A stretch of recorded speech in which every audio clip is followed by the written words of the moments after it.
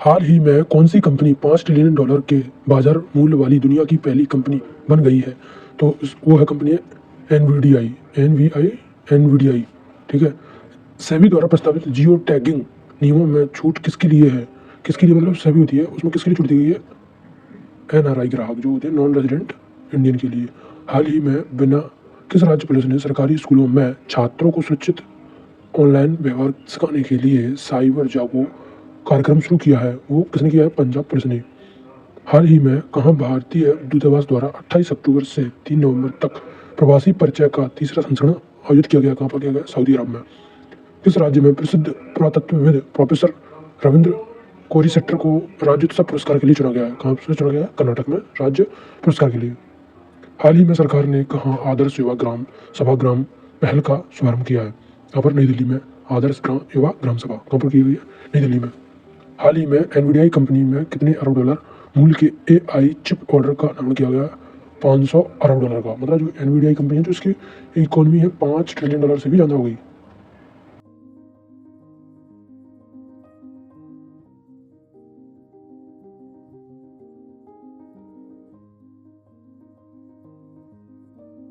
₹4142 करोड़ रुपए की विमान योजना को मंजूरी दी है। मतलब एविएशन इंफ्रास्ट्रक्चर को बढ़ाने के लिए। किसने? उड़ीसा सरकार ने। दूसरा क्वेश्चन, हाल ही में भारत ने पहली बार किस देश की को जीआई टैग्ड इंडी और पुलियान कुड्डी नींबू का निर्यात किया है? मतलब जो नींबू है वो अपने भारत के जीआई टैग्ड थे, वो किसको निर्यात किया? ब्रिटेन को।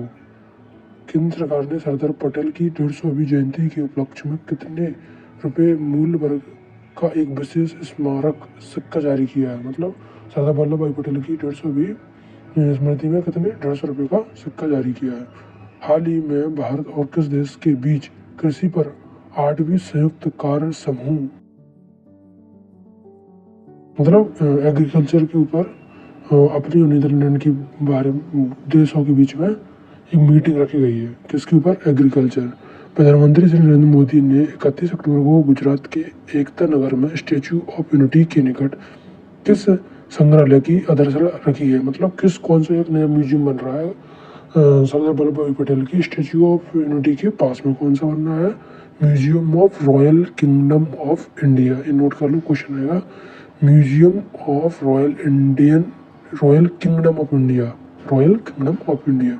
कुल 831,000 हेक्टेयर क्षेत्र में रबर के बागानों के साथ भारत दुनिया भर में किस स्थान पर है?